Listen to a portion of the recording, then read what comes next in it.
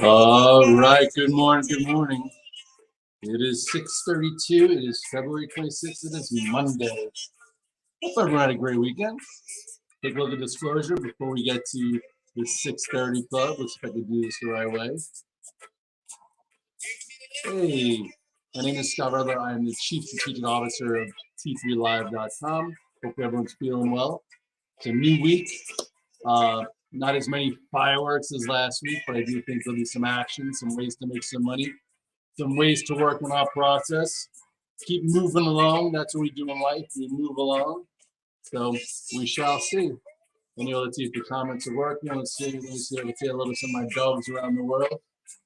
What up, Itz? What up, Bob? What up, guys? Can you guys hear the music? Someone said that the music's been coming in a little like wishy-washy. Anyway, I did see Bob Marley this weekend. I am a reggae fan, so I like it, and I thought it was pretty well done. What's up, Austin? What up, Steve's? Breakout pattern.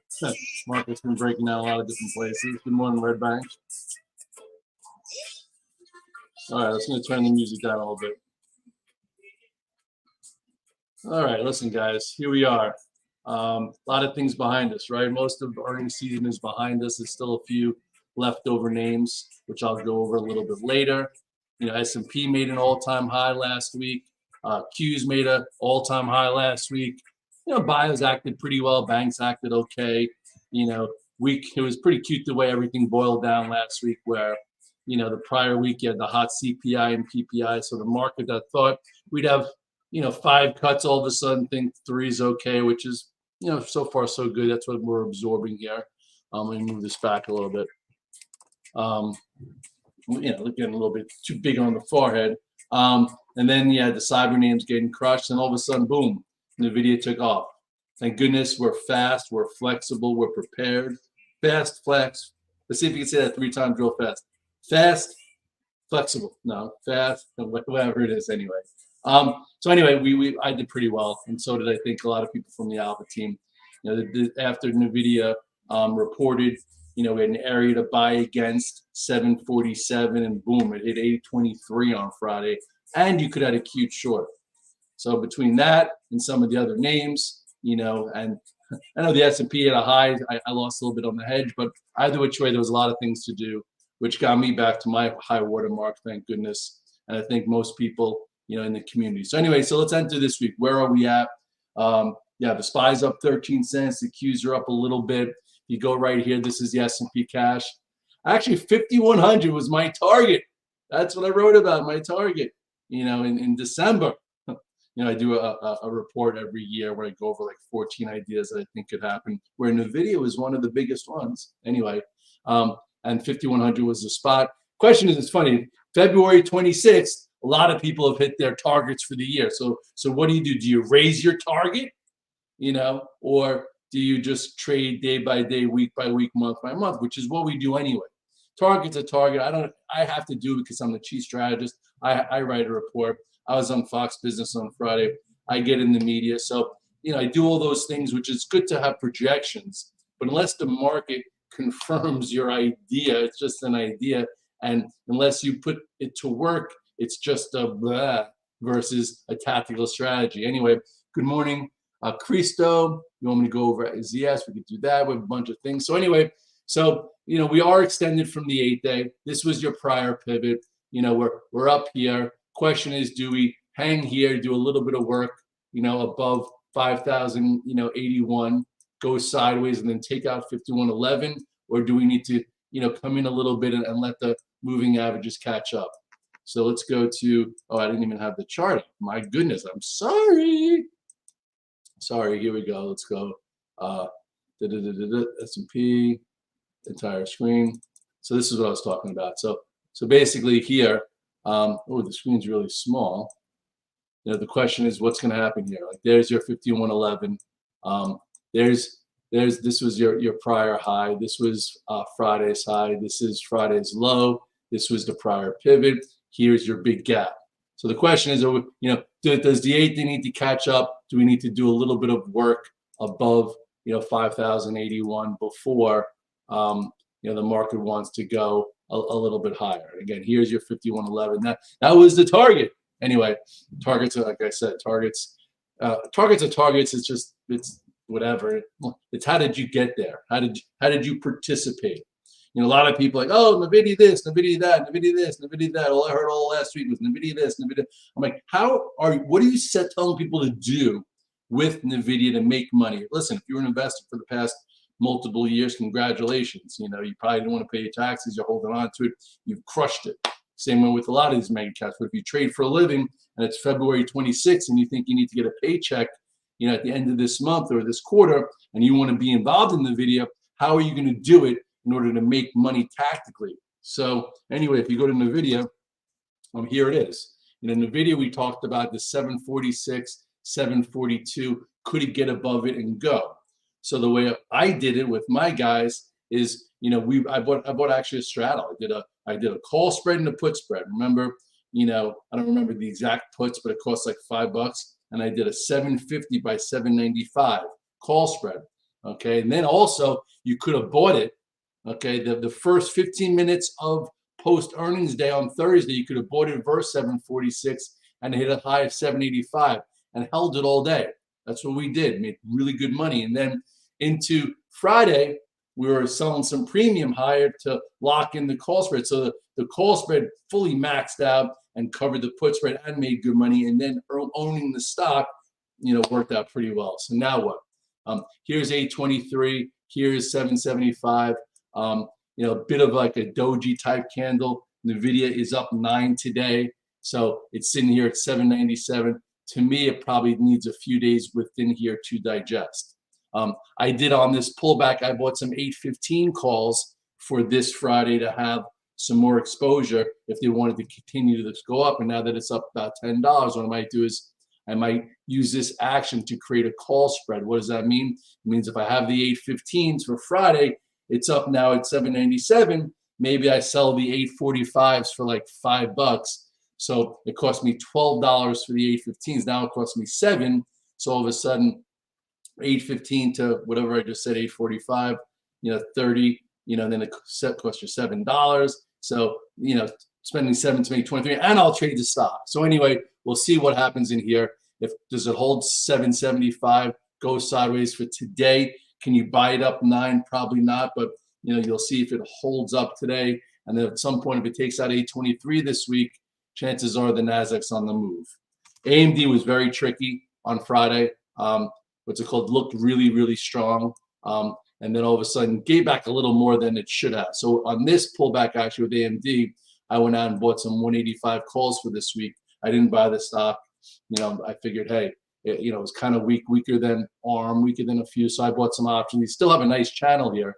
So to me, AMD still looks pretty good where, if the market wants to hang in there, this does seem like maybe there's another trade here. So here's your gap. Here it's your inside candle. And I do think this can continue. So this is a focus also this week. And then ARM traded really well. ARM, remember this move that had, you had your gap up post earnings. Then it took out 126, it hit 164. And now you have a nice inside range here where ARM, I do think you keep this on the radar here. A lot of things you could trade versus last week's gaps. Anything that's holding last week's gap still has momentum, still has strength. Some things already filled it, and they don't deserve to be on your radar. That means they're weak, they're not special, they're not in play.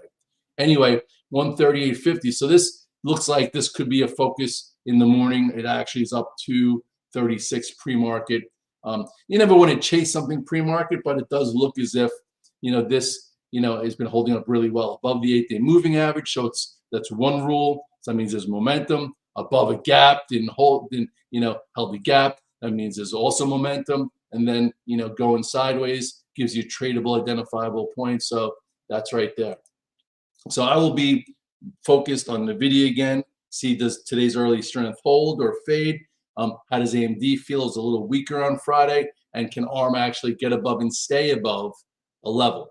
SMCI, I'm probably not going to trade. This thing's, loose. Look at how loose and wide this is. You have to fully focus on SMCI if you're going to trade it. So I'd rather be able to do a bunch of things versus just focus on SMCI. It's up 25 points. It's like there's a lot of money there, I'll tell you, but it needs to be really, perfect. It's tough.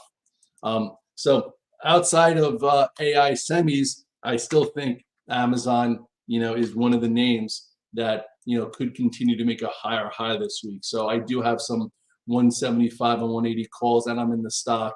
It's got to get 175.75 is the high from Friday. It's got to get above and stay above that. Here's your gap. Looks pretty good. What's Amazon doing this morning? Looked like it was up a little bit prior, so that's good. It's up 72 cents. If it can get above 176 and hold and see some volume, I think we can go. I think Berkshire is still building a position there, not selling a position there. Let's see what anybody over here wants me to do. What do you guys want to look? You want to look at Ethereum and Bitcoin? I think Ethereum and Bitcoin, obviously are doing well. I did buy some Mara on the pullback, and I was thinking about, I was talking to one of my smart friends who's very, very, very big in Bitcoin. And he was saying basically, he's like, Red Dog, he's like, he's like, I can feel it in my bones. It's going to take out this 52.8 and get to at least 63. Probably with the halving. They sold the news of the ETF, which they did, and that was great. You know why? Because that gave us a buyable spot. If you remember the Red Dog reversal for Bitcoin, I was buying IBIT here. That's a Red Dog reversal, right? If you sold it into 49 and didn't get caught there, you were able. They like to always surf. They like to surf for stops. Yeah, that's what the Bitcoin guys like to do. So anyway, we bought it in here. Remember, we bought more when it broke above 44. Now here it is hanging. So the longer it hangs, the higher the probability. It takes this out. But if you're active, I would say some people might put their stop right here. I'd give it more room. I'd give it to 49 just because the way Bitcoin trades, they like to friggin' stop you out and then go. So if you're active, you don't want that to happen. And if you go to the weekly chart real quickly, just to continue on this. So here's the weekly chart of Bitcoin. So you have the all-time high here of Bitcoin, which is 69,000, right? So here's your upper bull flag. Some people are like, when is it going to take out 55 or 63 or 69? You don't know. All you know is that it did hit 69 in November. Okay, what was this high? This was April. So it hit one high of 64 back in April. So as this momentum's here, in the new ETFs, you cannot. What can't you do? You can't buy options on IBIT, but you can still do it in BITO. So I don't know. If you want to go out multiple months and do it, it's fine. Obviously, long-term Bitcoin is going to be here to stay. If you trade it actively, it's been working out really well. I don't want to over-focus on this, but I'm going to do, with the Alpha team, we'll work out some strategies. But overall, Bitcoin's been good. Ethereum just hit a high too.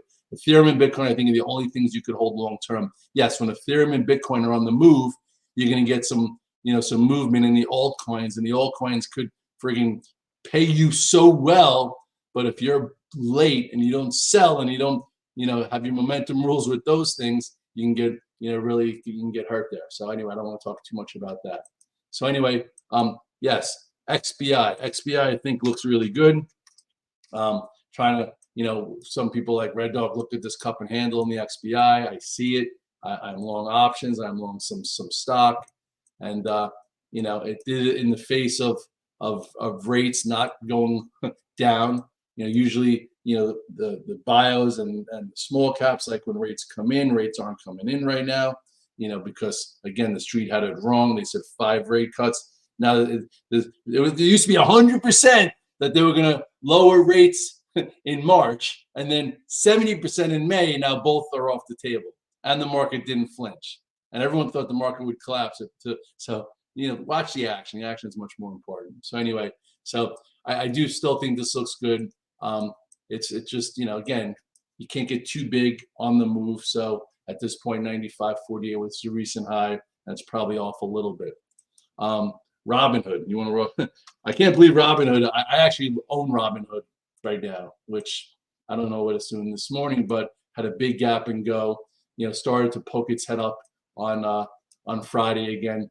Really, what's interesting more about Robinhood is this weekly channel. Look how long since 2022 it's been going sideways after getting annihilated. So at this point, there is some room in Robinhood. So I have it a little bit. Let's see what's it doing this morning. It's up a whole It's up 37 cents, not a big deal, but that's 2.5%. So yeah, so yeah, there's still specific trades, and it doesn't all have to be Meta. It doesn't all have to be, you know, Nvidia. It could be a bunch of things. Anyway, so that looks pretty good.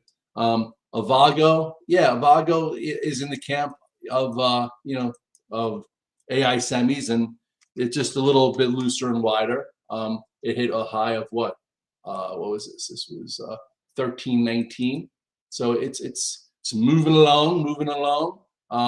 What does it have? A big gap you could trade against. It's got a bit of a channel. Yeah, this is, you know, Stephanie Link, who is a friend. She used to do the morning call with me back in the day. I don't know if you guys remember me from back in the day, but I used to do a morning call with, I actually have to do it with guests, and I did it with Alex Steele for like 2 years. And then she went to Bloomberg, and now she's an all-star. You know, Stephanie Link also, I did it for a bunch of times. And you see her everywhere. So I'm like, I teach technical analysis, and I help train the individuals for the world.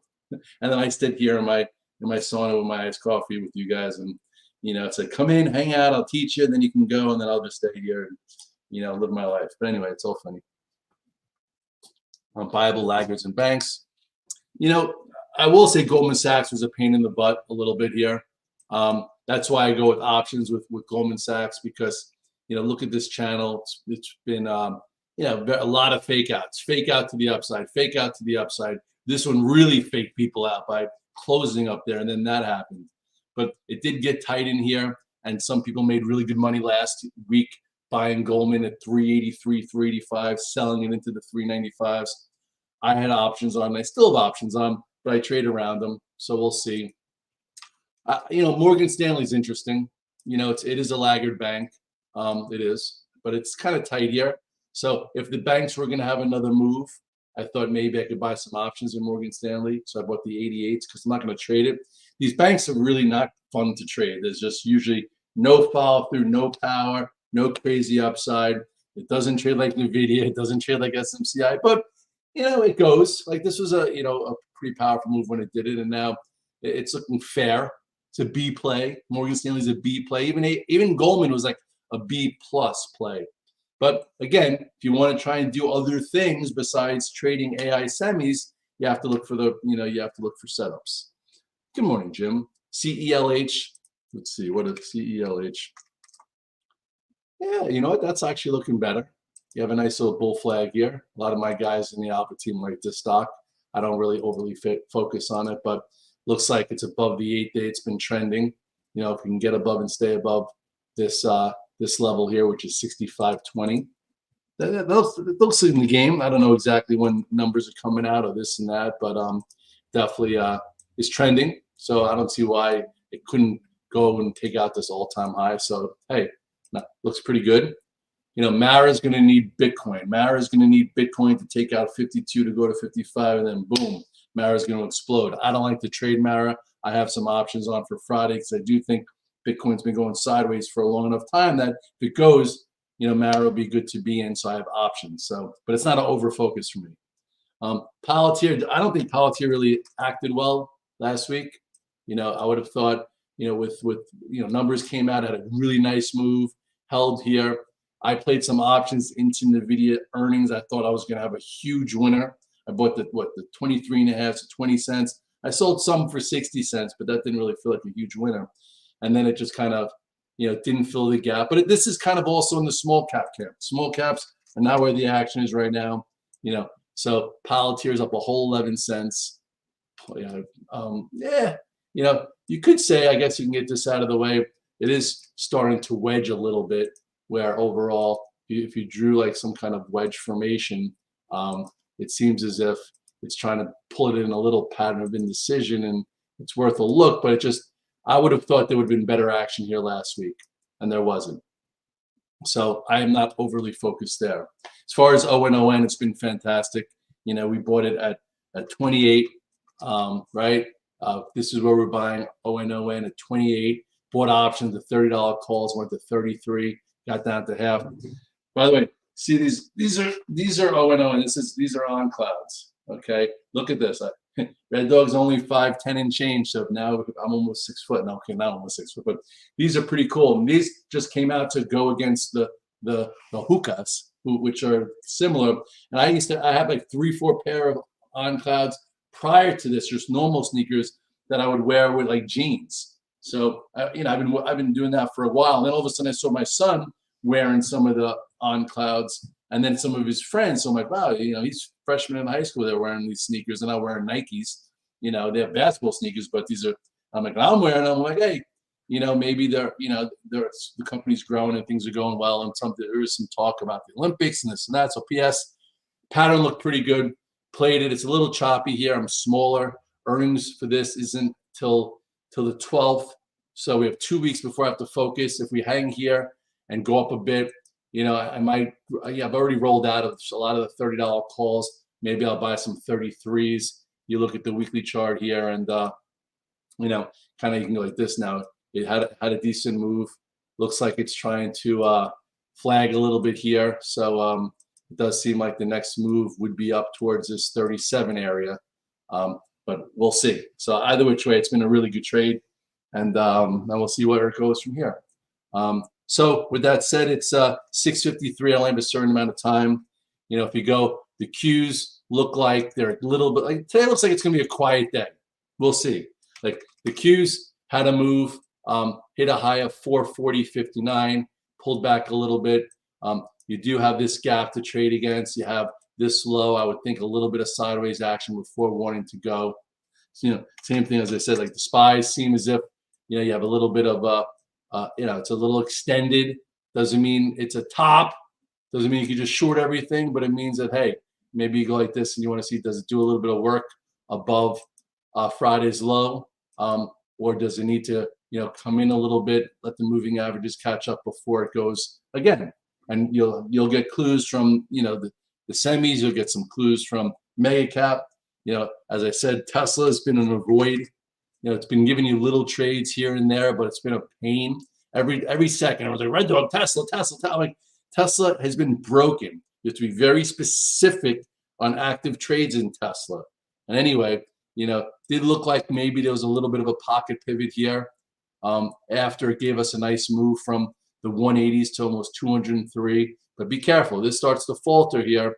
This doesn't. If you're still in it, use 189.14 as your out. If it were to break that 189.14ish area, I would say, hey, it's rolling back down. You have the SPYs and the Qs up here, and this is down here. So if it was any other stock, you wouldn't be looking at it. Apple's been a pain in the butt.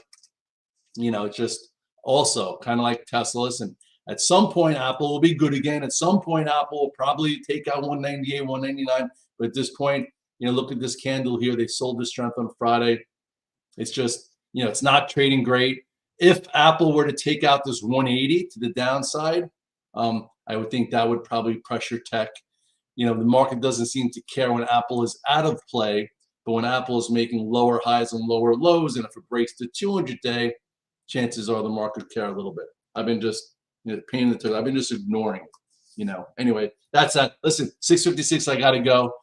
It's a new week. Hopefully, you've been doing well. It's been very easy to lose. It's been very easy to be stubborn and opinionated. Everyone thought the S&P and the Qs were down a week ago at this point, and then Thursday, Friday, we made new highs. My biggest losses last week were my damn hedges trying to be conservative because everyone said a pullback was going to happen. That didn't happen. The setups worked. The hedges didn't. But you know what? Sometimes hedges help. And it's like when you're paying for insurance, for a huge house, and it hurts every month, all of a sudden you get that storm, paying those premiums help. So anyway, continue to do what you do, continue to work on your process. I'm going to be here all week. And, good luck to Milburn. They're in the second round of the States, Tuesday night, 7 o'clock, Milburn High School. Hopefully the boys come through. Later, guys.